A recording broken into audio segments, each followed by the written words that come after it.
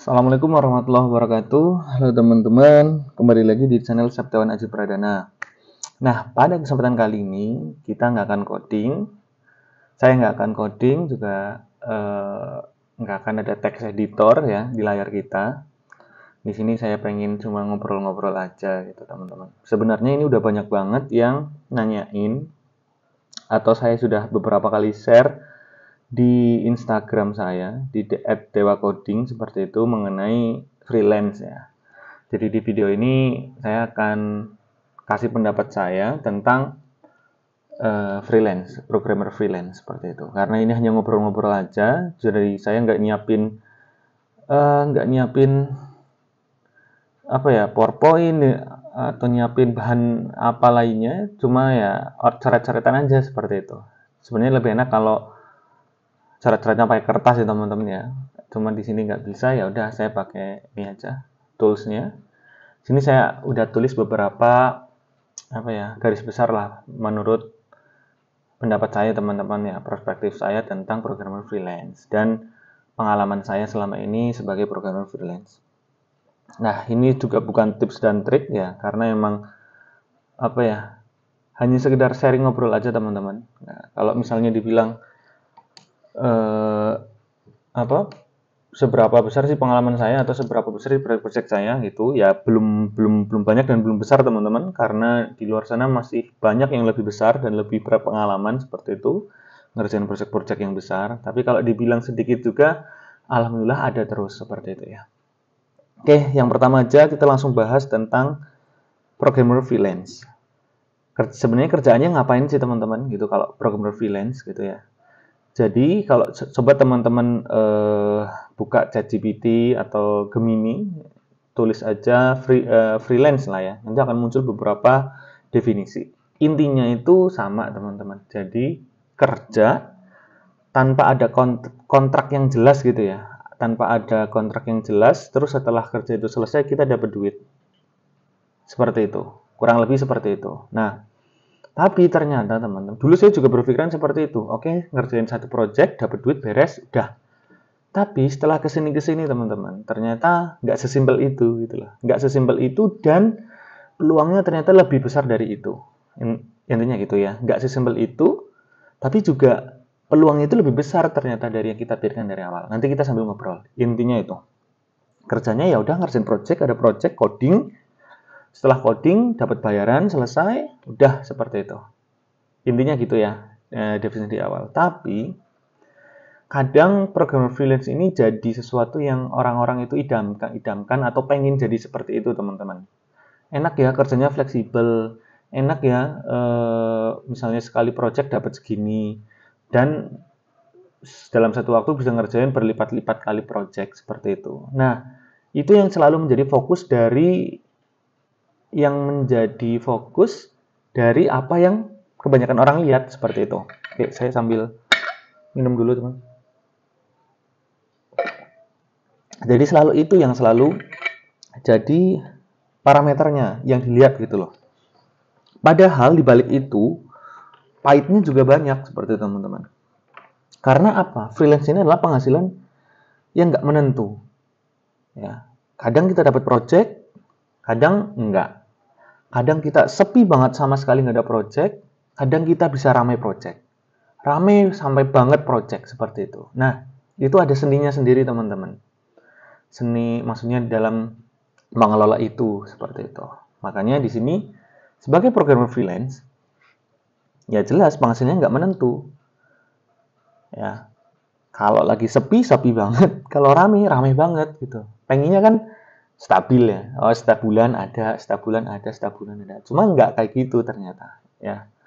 Lalu apa sih yang jadi dibalik kata orang yang enak ya jadi freelance, bebas, dapat duit, bisa ngerjain banyak project? Ternyata di sini harus siapin waktu luang. Apalagi kalau teman-teman yang udah misalnya kerja di suatu perusahaan, terus mencoba untuk ngambil freelance, artinya kerja teman-teman itu 2 kali. Ya. Sedangkan waktu dalam sehari itu yang nggak akan bertambah. Waktu tetap 24 jam sehari. Teman-teman di kantor udah nggak bisa ngerjain apapun gitu loh. Terus ngambilnya apa ya, di malam hari, dini hari, weekend seperti itu. harus siap luangkan tenaga dan pikiran. Nah, iya jelas penghasilan nambah, ya jelas dong effort yang kita kerjakan juga akan nambah.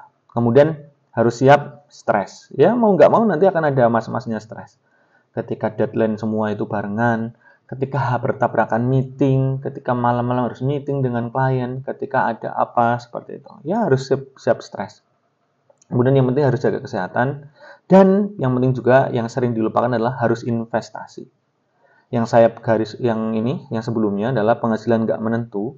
Nah justru di sini, ketika penghasilan nggak menentu ini, kita harus bisa berinvestasi dengan baik, teman-teman.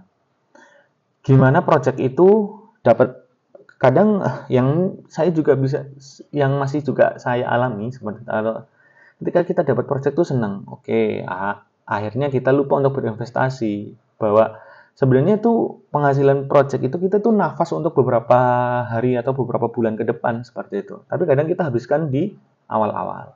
Ya, kadang-kadang itu. Jadi perlu juga untuk investasi. Investasinya seperti apa? Teman-teman silahkan cari bahan lain. Itu bukan keahlian saya untuk membahas itu. Tapi yang penting teman-teman harus bisa investasi dari uang freelance yang teman-teman dapatkan. Kemudian next kita, sebelumnya saya udah ini ya bahas tentang secara secara kulitnya doang lah freelance itu. Jangan hanya lihat duitnya aja, tapi ternyata effortnya juga banyak, teman-teman. Ya, jadi teman-teman kalau mau terjun ke dunia ini, ya harus siap-siap ini seperti itu ya. Kemudian lagi yang banyak jadi pertanyaan, gimana cara memulainya, modalnya apa, apakah harus jago, apakah harus gimana, seperti itu teman-teman. Oke. Di sini kalau saya tulis apa modalnya, ini saya bingung membahasakan. Intinya gini, yang saya alami dan saya perjalanan selama ini saya freelance, dari freelance mulai sendiri, nyari-nyari sendiri, dapat project dari orang, hingga sampai sekarang alhamdulillah klien ngechat ke saya seperti itu, dan saya udah nggak bisa ngerjain sendiri, akhirnya saya bangun bersama teman-teman saya seperti itu ya. Ada dua kategori di sini teman-teman. Kalau saya bisa bilang, modal itu teman-teman bisa punya dua, yaitu teknikal dan solutif. Saya bingung lah membahasnya, intinya kayak gitu. Kalau teknikal, teman-teman berkutat ke programming. Oke, teman-teman bisa bahasa apa? JavaScript, PHP, yang lain-lain terserah. Itu teknikal. Tapi yang lebih justru ya, ini menurut saya teman-teman ya, yang sudah sejauh ini ya, ada satu kemampuan lagi yang sebenarnya dibutuhkan banget oleh sebagai programmer freelance, yaitu solutif. Solutif itu apa? Dia bisa berkomunikasi, dia bisa ngobrol sama klien, dan negosiasi.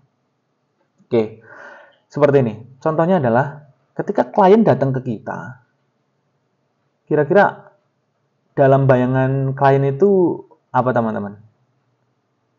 Pasti dia punya masalah tuh, ya kan? Dia tanya ke kita, nanyain mau ngerjain project, berarti dia punya masalah di permasalahan dia. Katakanlah ada toko online terus ngechat kita, pengen dibikinkan toko online dalam bentuk website gitu. Artinya dia punya masalah tuh, atau punya sesuatu yang ingin di-solve dengan IT oleh kita.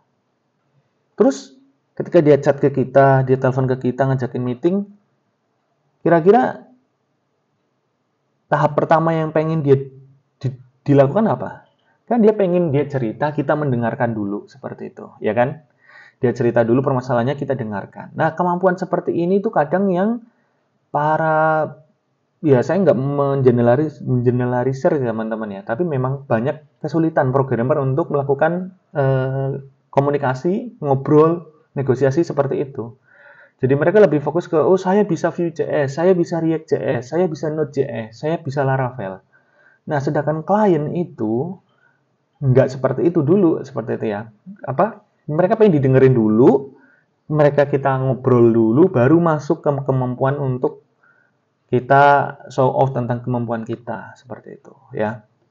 Jadi, kalian misalnya saya jago lah di Vue.js, saya jago di Node.js, saya udah keren banget codingnya.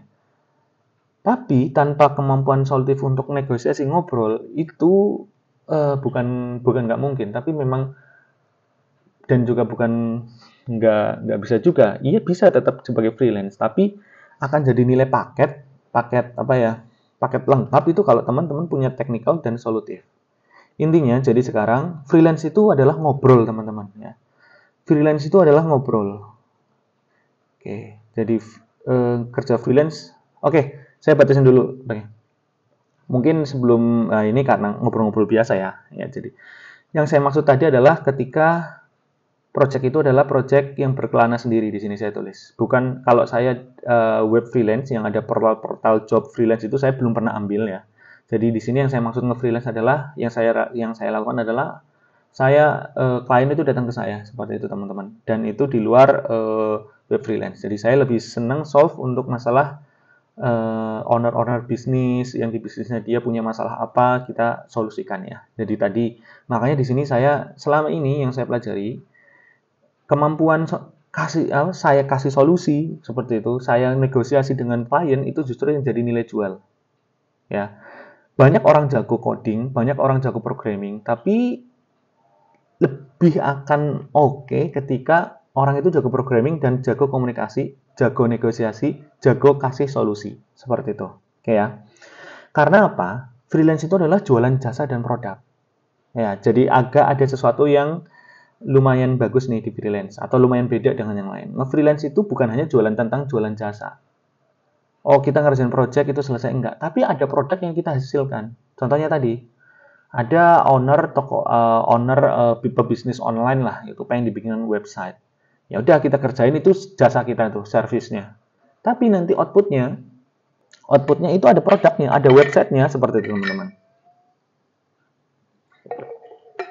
Jadi ada produknya. Makanya kita juga harus memperbaiki servis kita atau layanan kita, fast respon, kemudian tanggung jawab sesuai timeline.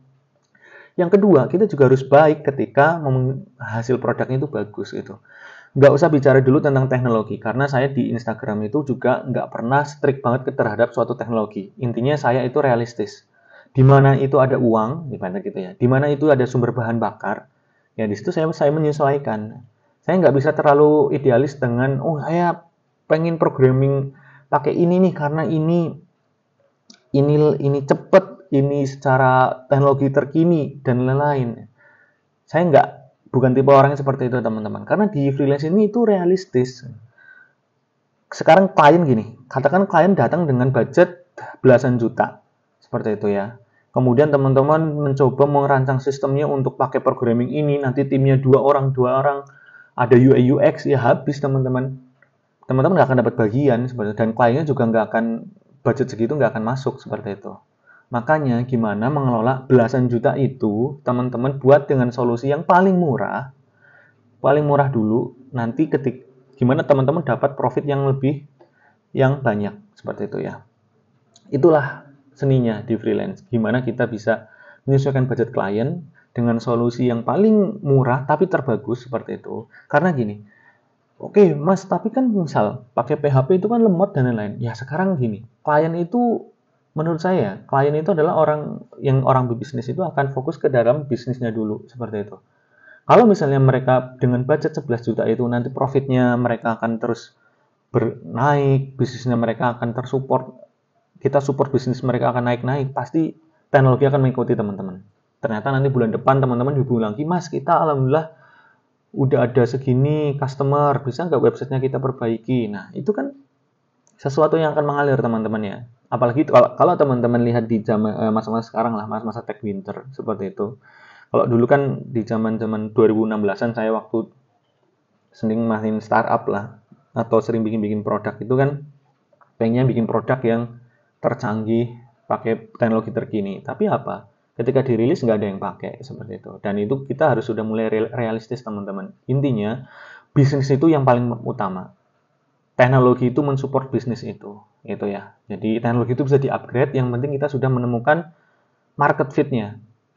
Ya, kita udah nemuin cara marketingnya seperti ini, user kita seperti ini, kita dapat revenue itu dari sini seperti itu.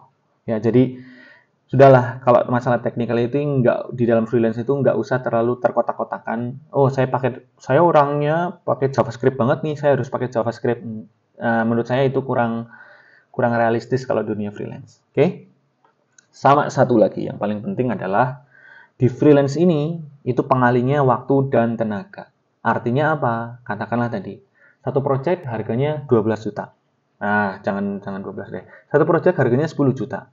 Kalau teman-teman ada impian ingin mendapatkan 100 juta, artinya teman-teman harus mengcopy atau teman-teman harus mengerjakan 10 project, ya kan? Dengan apa? Waktu dan tenaga teman-teman yang terbatas. Nah, itu adalah keterbatasan dari nge-freelance ya. Kalau masih sendiri seperti itu. Tapi nanti dari awal yang nge-freelance sendiri, nanti teman-teman akan dapat banyak pelajaran, akan dapat ilmu, akan dapat banyak inilah intinya akan dapat pengalaman ya, akan belajar banyak hal seperti itu. Gimana sih biar kita tetap bisa dapat katakanlah dapat 100 juta tapi kita apa ya, waktu dan tenaga kita nggak habis. Itu akan gimana? Nah, ya udah. Misalkan bisa kerjasama sama teman-teman, kerjasama tim, ya kan? Kerjasama teman. Jadi teman-teman lebih ke arah sekarang ke solutif aja. Kalau kayak yang di saya nih, yang sekarang saya udah nggak pernah coding project freelance teman-teman ya. Tapi saya itu lebih banyak negosiasi, saya banyak sebagai sistem analis, saya sebagai ngasih solusi ke klien. Contohnya klien kemarin bingung tentang pembayaran, katakanlah gitu. Karena ada ya ibaratnya dia punya tim, kemudian pembayarannya biasanya pakai cash ke timnya seperti itu. Dan itu katanya rawan. Nah, ya udah payment gateway lah, sesimpel itu. Tapi kadang nggak semua orang itu paham dengan solusi dari permasalahannya gitu. Butuh orang lain lah seperti itu teman-teman. Makanya tugas kita sebagai programmer ya selain tadi technical ya solutifnya itu kita harus latih itu teman-teman, latih ngobrol, kasih solusi dan lain-lain. Nah, teman-teman nanti bisa hire tim, jadi teman-teman hanya ngedilin, terus nge-maintenance project, tapi yang kode bukan teman-teman. Ataupun nanti teman-teman adalah jualan produk. Dan ini cita-cita yang sedang saya coba bangun ya teman-teman ya, bahwa jualan produk. Kalau teman-teman bisa lihat di dewacoding.com ya di situ saya sudah mulai monetisasi seperti itu teman-teman dengan membuat tutorial, membuat source code yang bisa diakses premium seperti itu. Karena apa? Ya di sana jualan produk teman-teman. Jualan produk ini pengalinya bukan waktu dan tenaga saya, tapi pengalinya adalah apa? Customer, ya kan? Oke, tapi perjalanan ini ya saya sampai Dewa Coding bisa jualan produk apa ya saya belajarnya dari freelance ini ketika saya mengerjakan 4 project dalam waktu berbarengan stresnya luar biasa teman-teman, nggak ada waktu luang.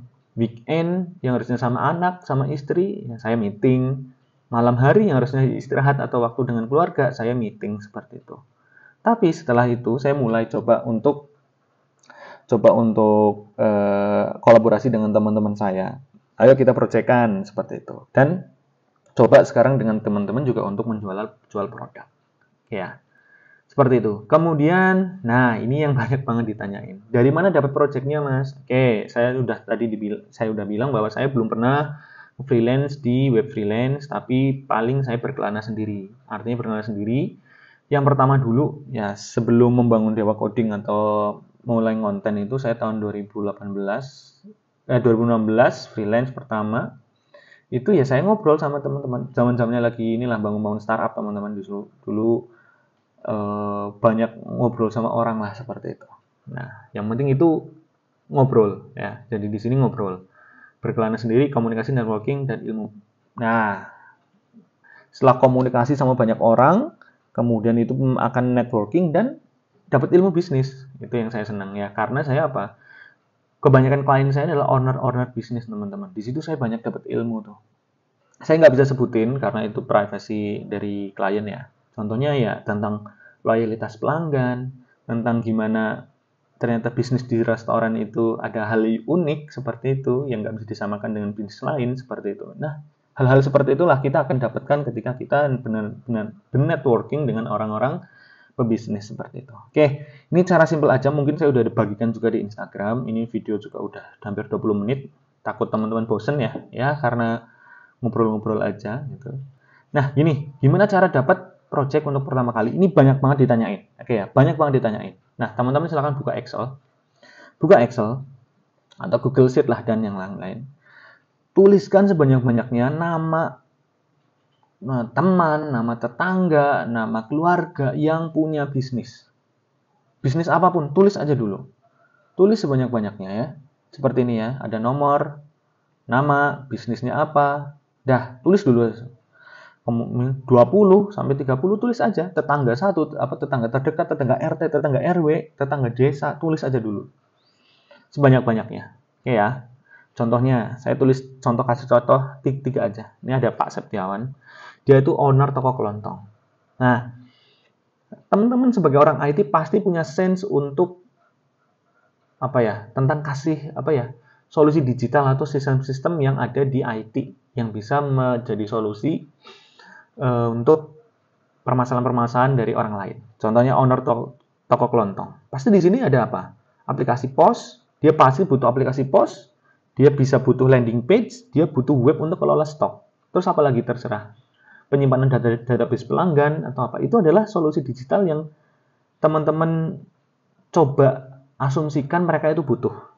Oke ya. Kemudian ada namanya Pak Aji, itu peternak ayam. Oke, peternak ayam ini biasanya butuh landing page, ya kan? Pasti kan. Yang kedua, peternak ayam ini pasti butuh untuk mendistribusikan daging ayamnya atau telur ayamnya ke warung-warung atau ke konsumen yang membutuhkan. Siapa yang membutuhkan? Oke, restoran ayam bakar, restoran fried chicken, kemudian apa lagi? Restoran atau tempat makan yang lain. Nah, mereka butuh dari mana? Oke, ada namanya Google Maps scraping ya. Kita bisa ngambil nomor telepon dari Google Maps ya. Teman-teman silakan buka GitHub saya. GitHub saya sudah membuat open source aplikasi desktop untuk mendapatkan nomor WA dari Google Maps, gitulah intinya. Kemudian owner lapangan futsal nih, butuh landing page, butuh web untuk booking lapangan. Ini adalah solusi digital atau asumsi dari teman-teman untuk solusi dari para business owner ini. Ini teman-teman daftarin aja dulu, kan tulis aja dulu seperti itu. Kemudian ini yang tahap yang nggak semua orang bisa mengeksekusi. Tapi kalau teman-teman bisa mengeksekusi untuk pertama kali, yang kedua, yang ketiga, yang keempat itu akan enak banget teman-teman. Yaitu ngobrol. Silahkan teman-teman ketemu sama Pak Setiawan, ketemu sama Pak Aji, dan ketemu sama Pak Pradana. Ngobrol, terus ngobrol aja. Pak, gimana bisnisnya? Ya, ini terserah ya teman-teman ya, berdasarkan tata krama atau berdasarkan gimana melihat situasi dari masing-masing yang punya bisnis ini. Intinya ngobrol. Ngobrol terus teman-teman masuklah di sana. Gimana Pak, toko kelontongnya kayaknya makin laris nih. Pencatatannya selama ini pakai apa? Oh, masih pakai kertas, Mas. Pakai nota kertas dan lain-lain. Di situ teman-teman masuk.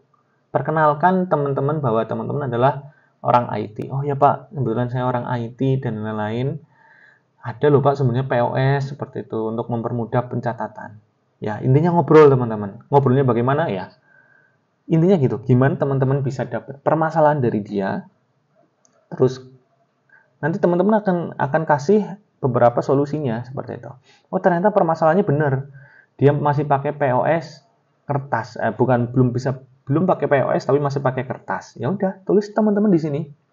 Teman-teman tulis permasalahannya adalah belum pakai POS, masih pakai kertas. Iya Mas, apa tadi di sini? Permasalahannya. Aduh, permasalahan terjadi. Kemudian, iya Mas, kadang saya salah stok. Nah, jadi kadang ada barang yang habis duluan atau barang yang malah kelebihan. Nah, itu kan permasalahan tuh. Kalau ada POS kan lebih enak. Nah, kemudian apa? Teman-teman jangan langsung berpikir, langsung membuat build semua dari awal gitu loh. Setelah tadi teman-teman coba udah tahu permasalahannya di apa, terus teman-teman bilang coba solusinya, oh ya Pak, saya orang IT loh Pak. Kebetulan. Nah, nanti ada tuh Pak, nanti bisa saya buatin POS-nya atau untuk sistem kasir. Nah, untuk awal-awal nggak apa-apa Pak, harganya segini atau bagaimana lah. Teman-teman nggak usah bingung langsung pikir, waduh, saya harus bangun dari awal. Enggak. Manfaatkan open source. Ya, cek dewacoding.com. Nah, tuh. Nih, lihat open source yang udah saya tulis. Sebenarnya saya pengen nulis sehari itu ada 5 open source lah gitu. Cari aja di sini. Kasir. banyak POS ya. Cari open source yang kira-kira bisa jadi solusi. Open source itu kan ya teman-teman tinggal clone seperti itu, kalau mau edit tinggal edit, kemudian deploy seperti itu ya. Lisensinya diperhatikan, ibaratnya kan di bagian bawah itu kadang ada lisensi tuh. Nah, lisensi itu teman-teman bisa gunain untuk seperti apa aja. Nggak usah bingung-bingung langsung build dari awal, nanti pakai teknologi, nggak usah ribet dulu mas. Lihat aja open source yang ada, solusinya terselesaikan nggak. Google Maps scraping, ada, saya udah bikin open source-nya. Nah, ini, aduh, saya yang buat nih, aplikasi desktop. Tinggal kunjungi source code-nya, pakai, instalkan ke dia, teman-teman bisa dapat project pertama. Oke ya. Caranya memang seperti ini teman-teman, simple ya. Mungkin teman-teman, kalau ngomong doang sih simpel. Ya, sekarang kalau teman-teman nggak mau aksi, maunya excuse terus, alasan terus, ya nggak akan kecapai seperti itu teman-teman. Karena ini yang sudah saya lakukan seperti itu ya. Jadi saya di sini hanya berteori, tapi berteori dengan apa pengalaman yang sudah saya lakukan. Oke ya. Jadi semua tergantung dari teman-teman. Intinya ngobrol ya. Jika freelance itu adalah ngobrol sama klien. Oke, mungkin udah cukup ya teman-teman ya, udah hampir 30 menit saya ngomong nggak jelas, loncat-loncat dan lain-lainnya, tapi semoga ini menjadi apa ya, jadi kayak ini, saya sebenarnya udah pengen lama ngebahas ini di YouTube ya, cuma belum ada kesempatannya. Nah, mungkin malam-malam ini nih kesempatan. Semoga ini bermanfaat dan ya semoga nggak ngebosenin teman-teman, semoga nggak udah skip videonya di menit-menit tadi ya, semoga masih dengerin sampai video kali ini. Kalau misalnya teman-teman masih senang dengan konten seperti ini, saya sebenarnya ada kepikiran untuk membuat suatu series bagaimana sih nge-freelance ini. Jadi kan nge-freelance ini, yang ini kan saya tadi baru bahas kulitnya ya teman-teman ya, ternyata tuh masih banyak teman-teman. Kayak contohnya bingung nih nentuin harga, nah ya kan, gimana cara nentuin harga? Mas, mending harga mahal sekalian atau harganya murah ya mas ya, tapi kalau murah itu saya untungnya tipis mas, tapi kalau mahal saya takut nggak goal ininya projectnya, kira-kira gimana. Nah itu menurut saya ada pertimbangannya sendiri teman-teman, dan saya ada cara sendiri untuk melihat seperti itu ya. Kayak contohnya paling simpel, kalau ada teman yang tanya seperti itu ya, saya lihat kira-kira ini perusahaan atau klien ini bisa ada project berkelanjutan nggak mas, atau ada yang bisa kita masuk lagi project nggak, seperti itu. Nah kalau misalnya bisa kira-kira berkelanjutan, udah kasih harganya nggak usah terlalu tinggi, tapi nanti kita tawarin misalnya update aplikasinya, update sistemnya, atau kayak di perusahaan itu atau di klien itu ada punya permasalahan lain ya, kita coba klien. Jadi kita itu mengejarnya bukan langsung kuantitas ke harga langsung mahal, tapi kita bagi proyek-proyek itu menjadi proyek-proyek kecil dan itu bisa jauh lebih menguntungkan seperti itu. Nah, trik-trik seperti itu yang mungkin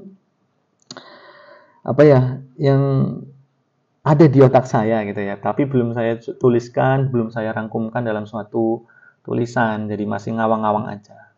Nah, mungkin kalau teman-teman coba komen ya, kalau teman-teman misalnya berminat saya buatin konten seperti itu ya, silakan komen aja lah, saya lihat antusiasme teman-teman. Kalau misalnya nggak butuh ya juga ngapain saya tuliskan itu untuk dipublish gitu kan ya. Seperti itu. Oke, terima kasih teman-teman, semoga ini bermanfaat. Jangan lupa like, subscribe, dan share channel saya ke teman-teman yang lain agar kita bisa sama-sama belajar. Assalamualaikum warahmatullahi wabarakatuh.